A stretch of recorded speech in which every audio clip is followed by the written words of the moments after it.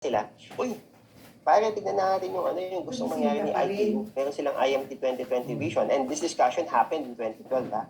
So meron silang ganitong klaseng discussion and sabi niya, is there a way we can participate? Is there a way we can develop? Because we have a good pool of engineers and we also have a pool of groups that can enable these things. Tama. Because they are more than capable. Because they are the ones releasing the technology even sa start of 2G, 3G, and even 4G. And bakit hindi natin gawing 5G bukas na may luto sila. IMT 2020? Lutong Pinoy daw. And it happened. Okay. So hindi pala 2012. So 2015 pala siya. Ito si ITU, okay. Ito si ITU, ito si 3GPP. Okay, in between meron tayong tinatawag na PCG. Okay. So si ITU, IMT 2020, ang vision nila, magkaroon tayo ng ganitong klase ng specification, which is the web, no? Itong web na yan, ito yung specifications na sabi nila. Okay? Specification, ito yon, ito yung specification nila. Ngayon, by 2020, dapat ma-release na natin yan. Kaya siya tinawag na IMT 2020. But what happened? 3GPP, when they started coordinating with the requirements of WRC or the World Radio Congress, no? Or conference, no? Diyan nila World Radio Communication Conference, diyan nila pinag-usapan na yung magiging itsura niya. Kasama na din si IMT 2020. So nagkaroon sila ng requirement in the end of 2015. But si 3GPP started working the specifications. Nagkaroon sila ng study as early as 2016. Nakukuha natin yung timeline. So sabi sa inyo, 5G is more than a technology, it is a standard. At pinag-usapan lang natin dito na ganito pala siya na nabubuo yung technology. So that you will have a good view na pagdating ng 6G, it's a standard. It's a standard that's been created by the 3GPP or by the IMT or ITU. You know? So 2016, nag-start sila mag-study. And in June of 2017, they already started releasing. Again, sabi nga natin, di ba, meron silang TR or technical reports or technical specifications na nilalabas.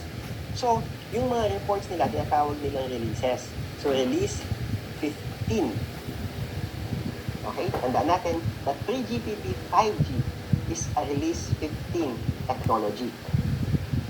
So, meron tayong 5G phase 1 under the release 15 and the release 2 is meron tayong, or phase 2 is the release 16 naman.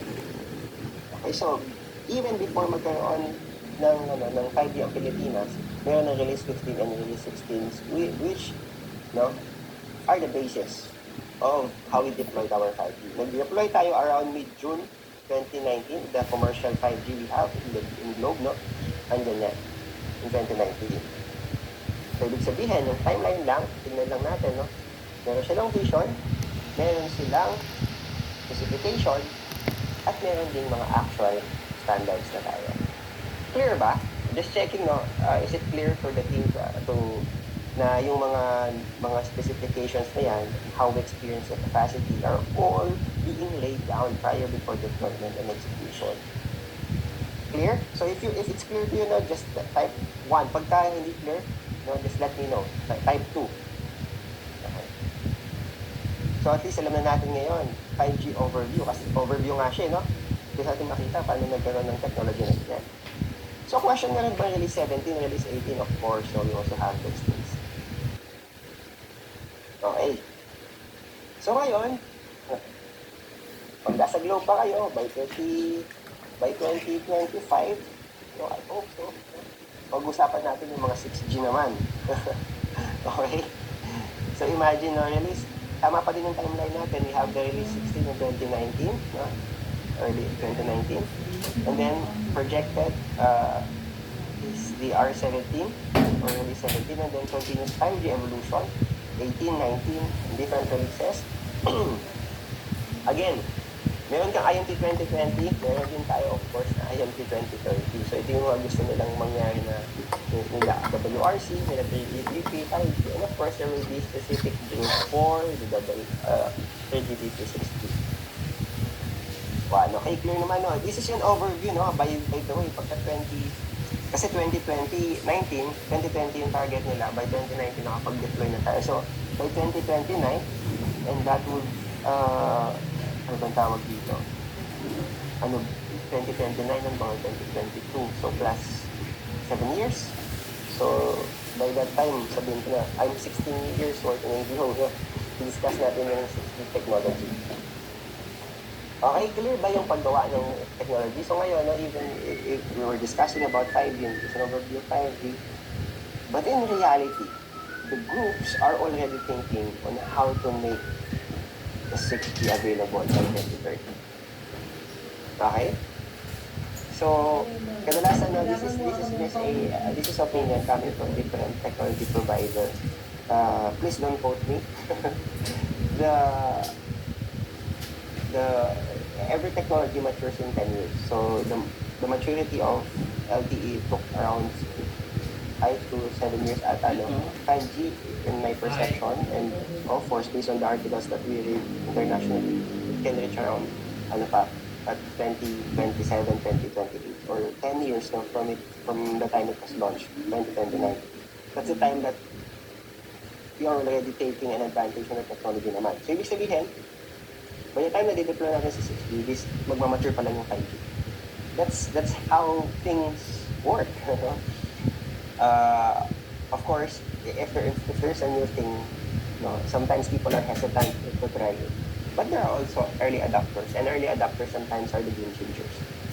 And we also have to consider yung availability ng mga devices,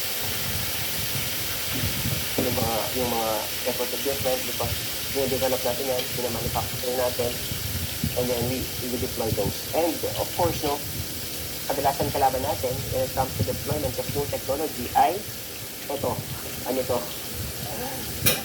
Siyempre, we have to think of as well yung tinatawag natin business continuity.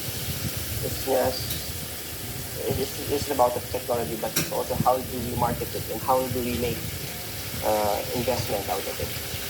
Make the most out of our investment. Okay, so at the end of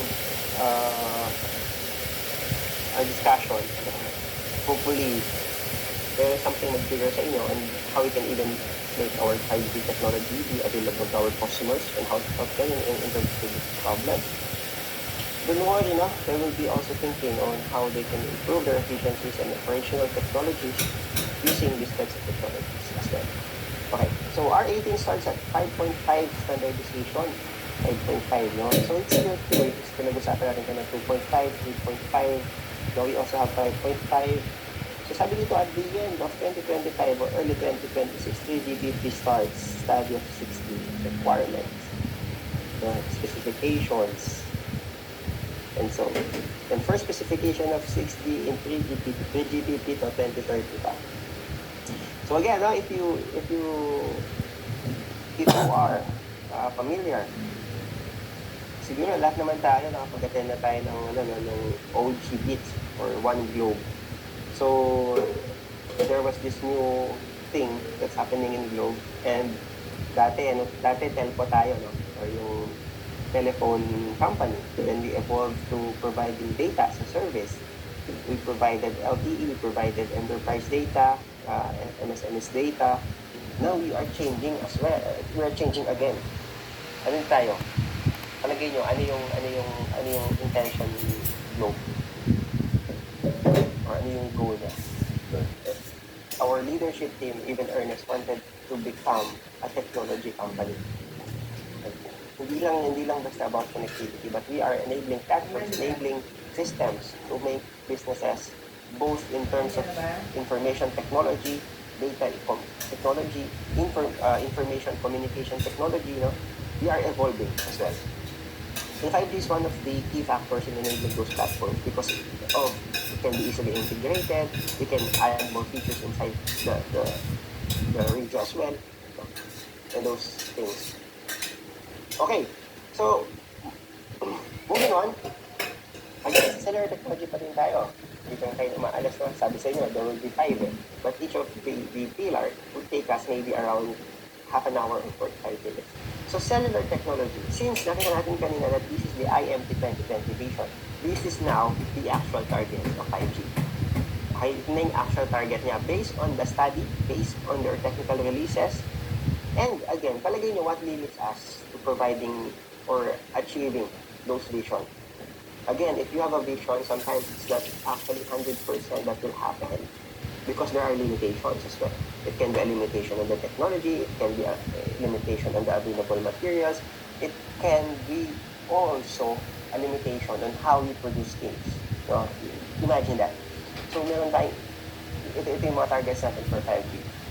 So pag sabi natin 5G, it only has 3 targets. Number 1, to have an enhanced mobile broadband. Pag sinabi natin enhanced mobile broadband, meaning mobile, mobility, moving, broadband experience. Alam natin dati pag sinabi broadband, pambahay lang yan, that's everything around 100 Mbps. Now, we are having a mobile